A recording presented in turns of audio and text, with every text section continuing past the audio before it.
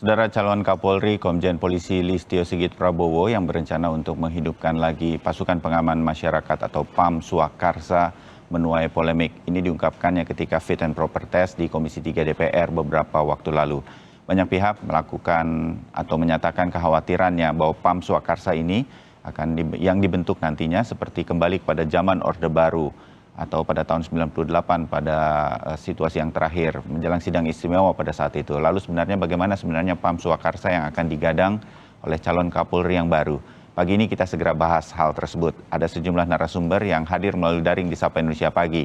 Di antaranya Pak Beni Mamoto, Ketua Pelaksana Harian dari Kompolnas, Komisi Kepolisian Nasional, Bung Al-Araf, Direktur Imparsial, dan juga Bung Taufik Basari yang kalau disingkat atau akrabnya dipanggil Tobas, anggota Komisi 3 dari DPR RI. Selamat pagi semuanya Pak Beni, Bung Al-Araf, dan Bung Tobas.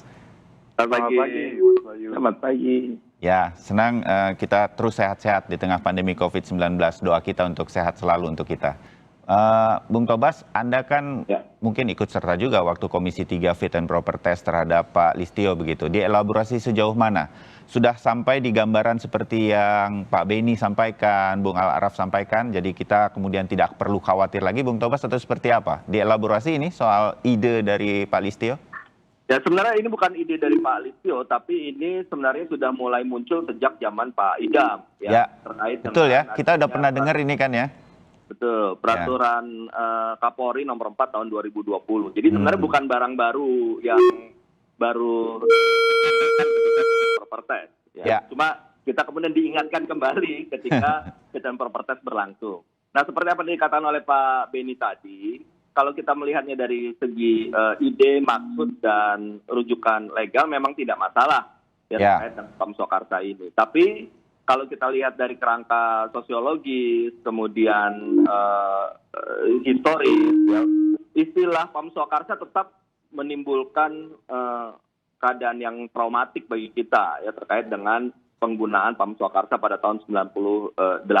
Nah, oleh karena itulah maka menurut saya peraturan Kapolri nomor 4 tahun 2020 dan diskursus kita mengenai ide PAM Swakarsa ini bisa kita letakkan sesuai dengan kondisi-kondisi yang ada. Kita bisa revisi lah semestinya peraturan nomor 4 tahun 2020 utamanya terkait dengan penggunaan istilah ya.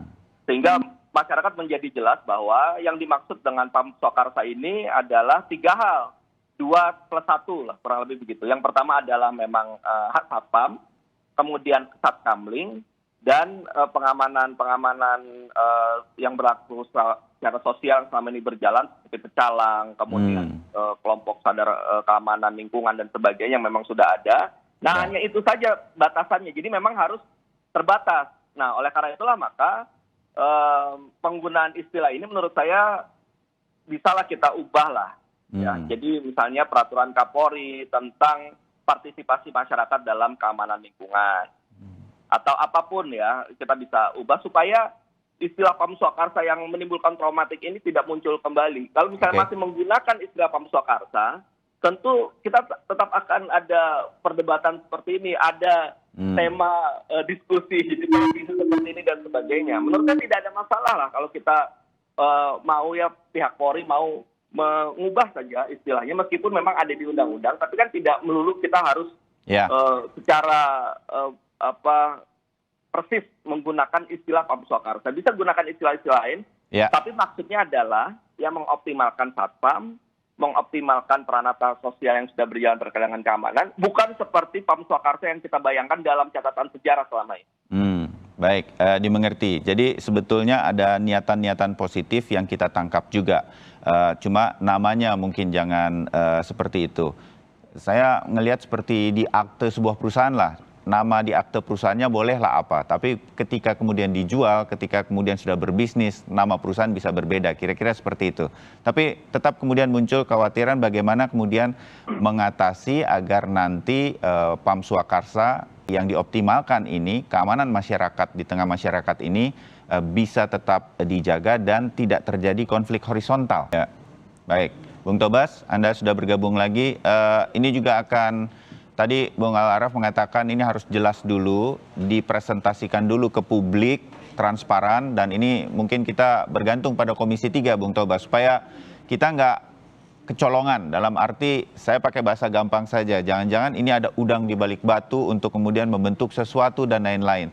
Tapi benar-benar untuk kepentingan mengoptimalkan keamanan di tengah masyarakat biar lebih bisa optimal dalam arti melihat kondisi saat ini, ada isu terorisme dan lain-lain, sehingga mereka juga bisa menjaga keamanan di lingkungan. Nah, semacam ini gimana menjaganya, Bung Tobas?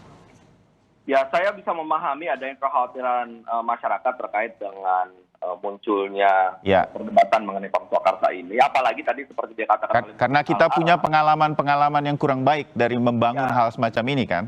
Betul. Selain itu juga tadi dikatakan Bung Al-Araf, dari segi waktu juga dalam waktu yang tidak jauh muncul juga perdebatan mengenai soal bagaimana ada pembentukan atau partisipasi masyarakat untuk komponen cadangan dan sebagainya. Nah, ini kan akhirnya menjadi timbul kekhawatiran-kekhawatiran tertentu yang pemerintah bersama-sama dengan Polri itu harus bisa menjelaskan sejelas-jelasnya. Ini persoalan komunikasi publik juga, ya. Jangan sampai kemudian komunikasinya keliru, penangkapan publik keliru, atau bahkan mungkin ada tadi yang seperti dikhawatirkan ada rencana-rencana lain yang sudah terbaca, yang akhirnya tetap dilanjutkan meskipun ada kritik. Nah, ini menurut saya penting ya. Di Komisi 3 tentu kita akan mengawal ini semua ya, terkait dengan misalnya peraturan Kapolri nomor 4 tahun 2020 ini teknisnya nanti seperti apa, pelatihannya seperti apa, sertifikasinya seperti apa, apakah bisa melebar seperti yang dikhawatirkan oleh masyarakat. Tentu kita akan kawal ini, jangan sampai kemudian kekhawatiran-kekhawatiran ini malah ternyata terjadi dan terbukti ketika ini diimplementasikan. Ya, oleh karena itulah maka Polri harus bisa membuka diri bagi masukan-masukan masyarakat, bagi partisipasi publik, bagi diskusi-diskusi yang muncul di tengah-tengah masyarakat maupun di dunia akademik misalnya.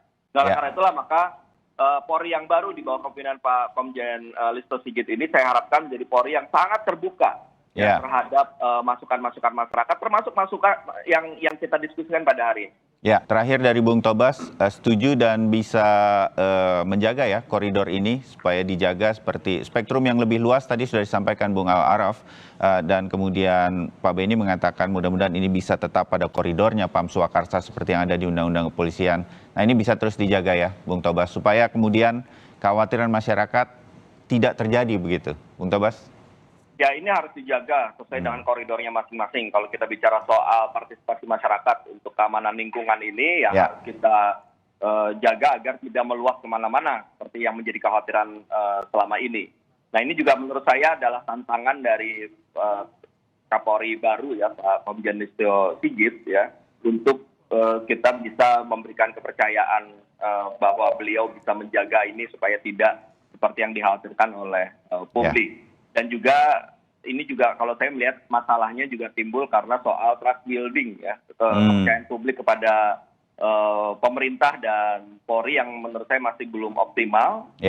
Karena itu ini menjadi tugas lagi ya bagi Kapolri baru ya, sehingga kecurigaan-curigaan, dugaan-dugaan bahwa ada udang di balik batu tadi yang seperti dikatakan itu bisa diselesaikan dengan komunikasi publik yang baik, dengan membangun kepercayaan kepada institusi kekuasaan yang ada di negeri ini. Baik, kita tunggu nanti perkembangan dari apa yang disampaikan oleh calon Kapolri di Komisi 3 waktu Fit and Proper Test.